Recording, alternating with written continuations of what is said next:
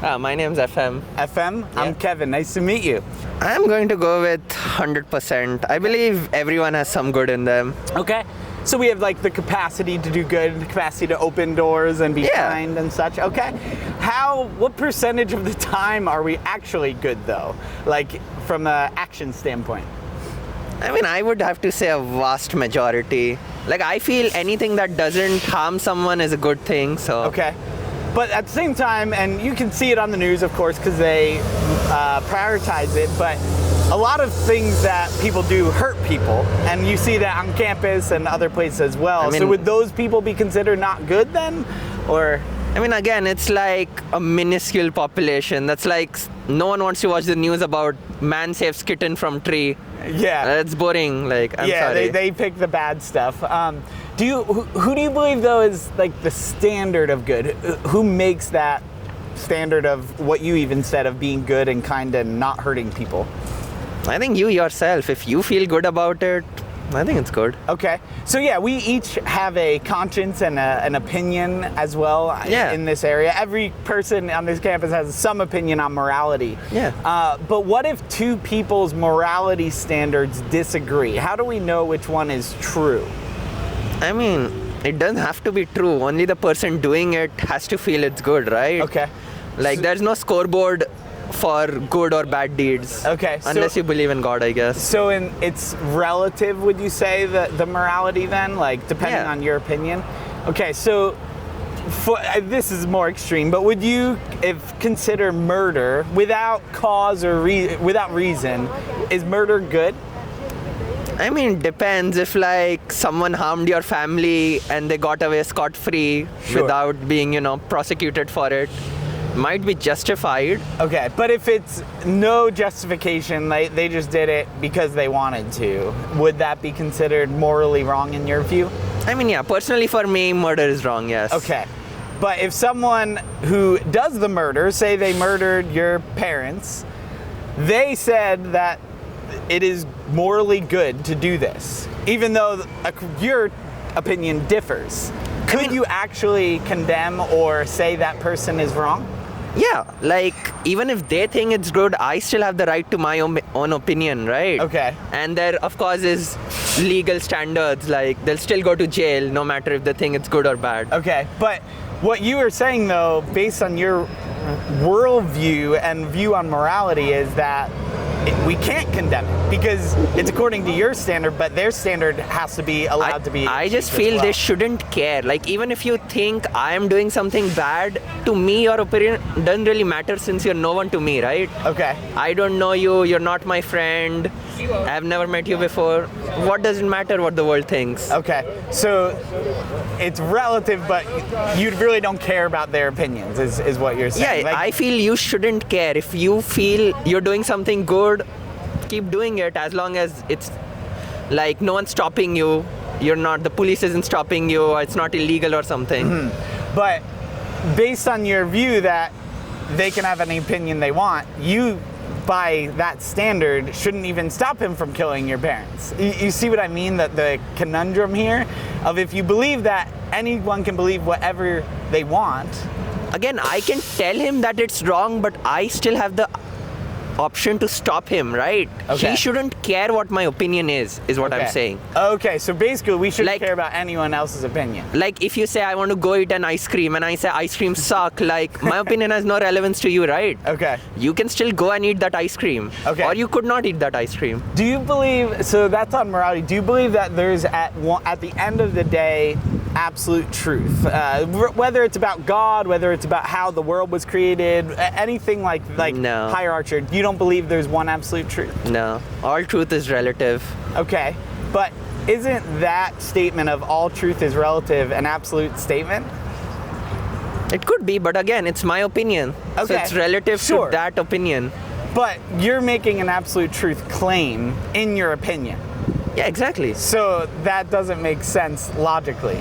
It's an absolute truth for me that all truth is relative, right? It's an absolute opinion of you, because truth by definition is it's not dependent on a person's opinion. And that's where I think the society today, in the world even, has redefined what truth is, because they've said your truth and my truth, it really is your opinion and belief versus that person's belief.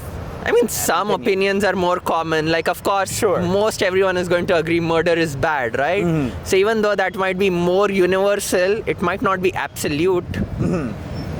Okay, but just because it's more common doesn't inherently mean it's true either. Because there's a lot of views that are widespread that are fundamentally false. I mean, like, even though people believe in astrology, there's no scientific proof of it. Sure. But there's no scientific proof against it either. I don't believe in it, but Okay. I don't know. What's your view on like God existing? I know you had mentioned it briefly in a statement before, but what's your view on that? I personally believe in God. Like, I think there is a creator. Okay. I don't know if religion is correct, but You I believe there's a God. There's something out there, if Yeah. you will. What was it? Hey, What's your spiritual background? Like, what religion did you grow up in? I'm a Muslim. Like, Muslim, my parents are Muslims, and like, that's what that's what I tend to gravitate towards the most. But I still don't know if like I believe in it fundamentally. Okay. What do you practice Islam, like the 5 prayers a day and going to the No. mosque, or not really? Okay, so it's more of your parents' faith that you gravitate to, not something that Yeah. you've, without a doubt, said you're a Muslim. Well, out of curiosity, what out of Islam do you? What's holding you back from fully adopting it? Since it is the faith of your parents, something has caused you likely to maybe gravitate a little bit away from it. What are I your don't thoughts? agree with it fully. That's it. Okay, what like their moral standards, or the Quran, or their practices, or what aspect do you not agree with it?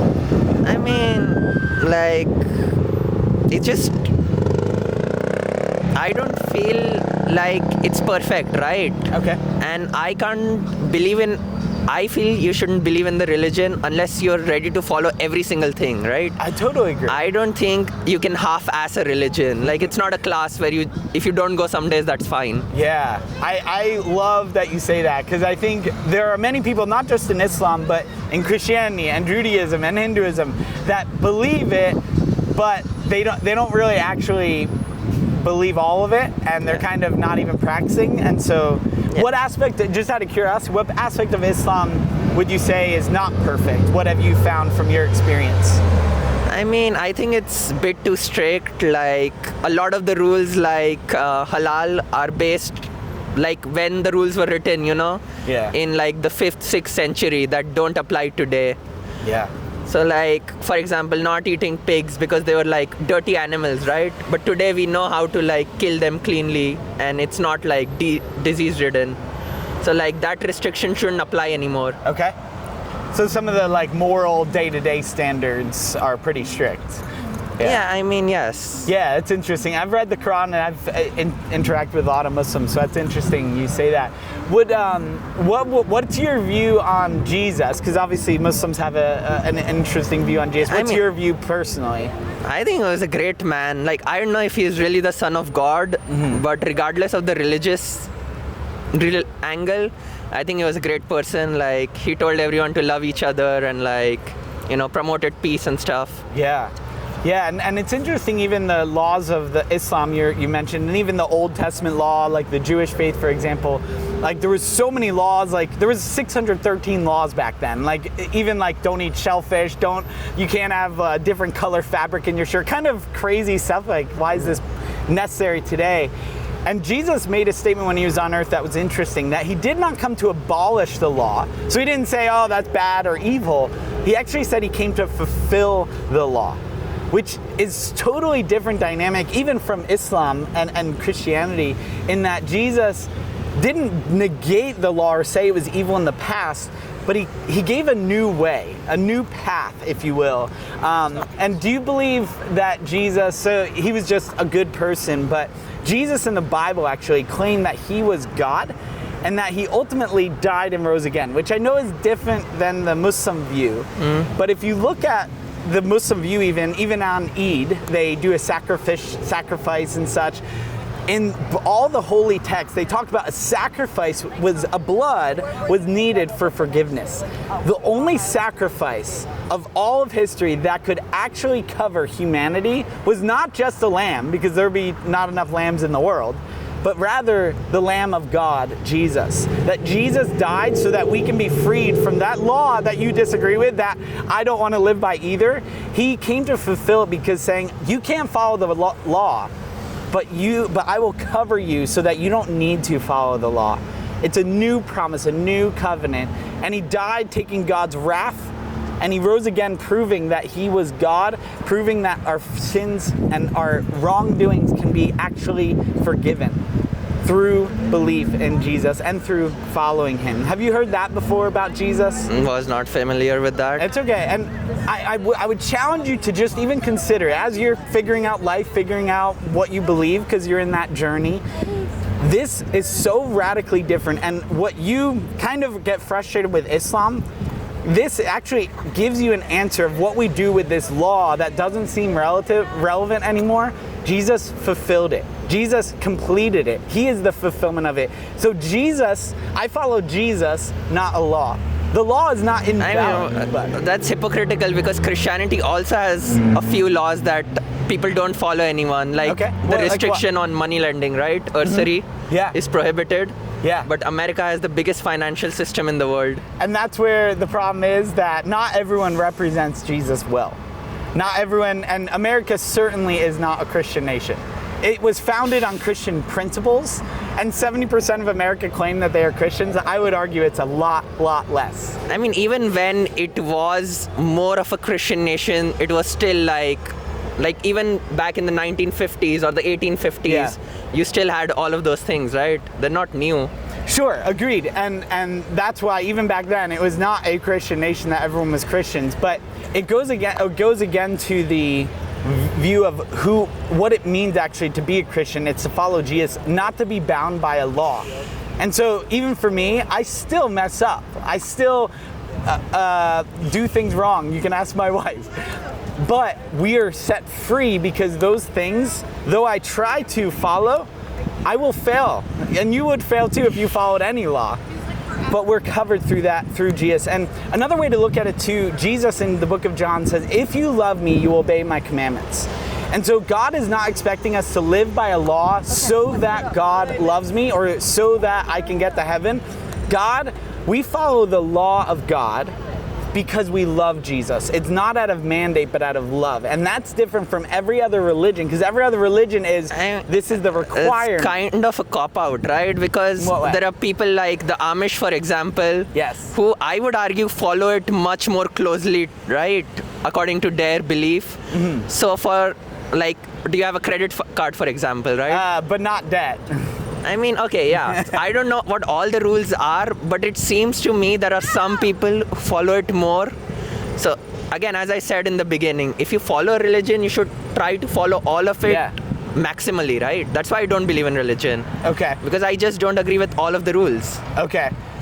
So what if... who determines what is a good rule or law? I mean, I personally decide for myself. Okay. And if I decided all the rules were good, I would follow them, but I don't, so... Okay. So then, we'd have to almost redefine who is God and who is man. Because, for example, God is truth. God is the source of good. God is the source of the standard of right and wrong. I am a human. I am unbiased. I am biased. I cannot determine what rule is good or bad. I personally can maybe disagree or grumble a little bit. But if I'm saying that a law is fundamentally wrong or bad, that's actually putting myself in the place of God. And so it's really an authority issue that there's a disagreement on, that you believe that humans have authority to determine what law is good and bad, not God. But then how do you decide which the authority is, right? There are like 5-6 major religions which all have millions and millions of people following it. Yes. So theoretically you could say like all of them have a claim to be right. Yes. But all of them have rules that contradict each other. So if you go by there's an authority which I should follow, how do you decide which authority that is? Yeah, it's a fair question. So I've read the different holy books of each of the religions, Quran, the Hindu Vedas, the Buddhist writings, things like that. One, we have to establish that they can't all coexist because they contradictory declare who God is and what laws are. So they can't all be true. So that's the first thing, that it can't be all of them, or even multiple. The second thing is, if you look at the holy books and their evidence of being from God and the historically accurate claims, the prophecies in it, the even historical and archaeological aspects of the books.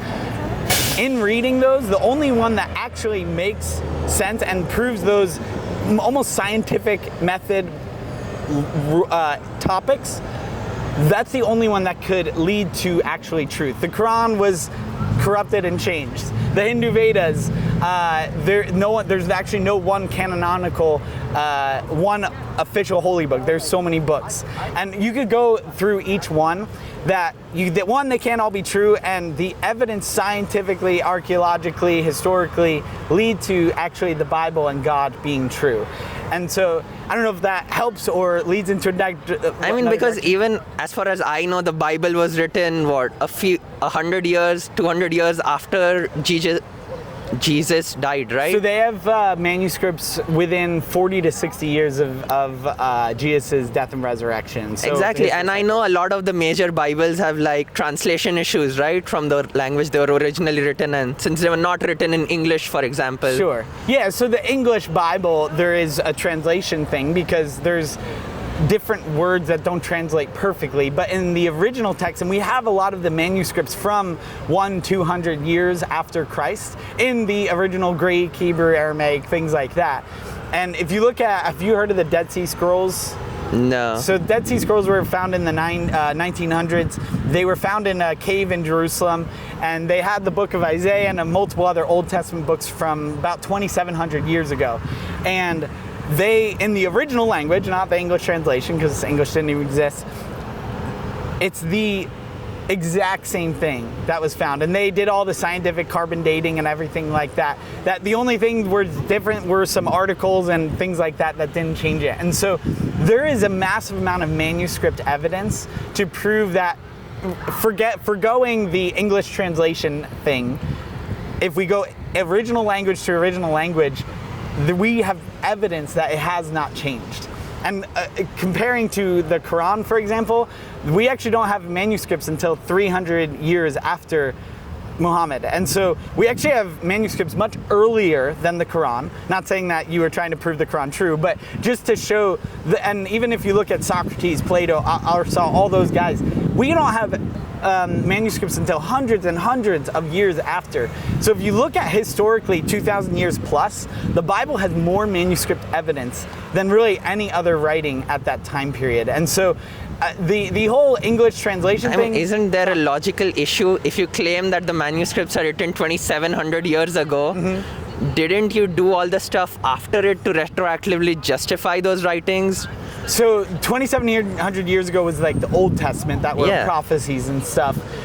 If you look at, if you're talking about like the prophecies and such of Jesus, which were written 600 years before him, which actually is more incredible than doubt-giving, because the stuff that has happened is almost statistically impossible. If you take 8 prophecies of Jesus, so foretellings of, say, where he was born, what he would do, things like that, if you fill the entire state of Texas, I think it's like a few inches deep, 2 or 3 inches deep of quarters. It's like finding 8 quarters in the midst of Texas. Like, it's statistically almost impossible to fulfill those prophecies. And you can't necessarily choose some of the things that happened to Jesus with the virgin birth and where you're born and all these crazy things like that. It's statistically impossible, and it can't be just staged, if you will, if you look at it logically. But I mean, yeah, I'm not familiar enough with it it's to okay. And that's where that. I would challenge you, if nothing else from this conversation, is consider who Jesus is. Now that you're kind of in this, I don't think I'm Muslim, I'm gravitating a little away. What if Jesus was true? Because if Jesus is true, and if he is who he says he is, and if he says that he is the only way to salvation, to freedom, to hope, to forgiveness, then it's something at least to be considered. And clearly there's a lot of people that follow it. There's a lot of documented evidence. So it's not a blind belief, but it's actually a belief based on a significant amount of scientific, historical, archaeological, testimonial evidence. Does that make sense at least? Yeah, but I feel you're trying to apply rationality to a subject that isn't rational fundamentally, right? Religion is based on faith, and faith isn't rational. I actually disagree, and a lot of people would say they agree, but so the word for faith in the original language, because English isn't a perfect language, it's the word pistis in the Greek. It has a connotation of faith based on evidence, and that's why I actually believe that yes, we need faith. I can't necessarily touch Jesus, I can't touch the evidence, but believing in God is actually rational. Religion itself, the institution, may not be rational.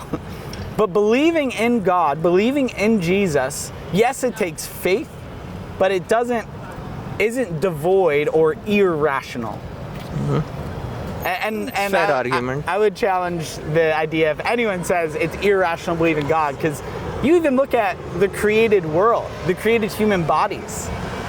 I mean, and we even see scientists who are atheists who are now adopting and leaning towards this idea of intelligent design, that there had to be a designer, that it's actually more rational, even from a scientist's point of view, to believe that there's a designer behind the intricacy of what we see with our eyes.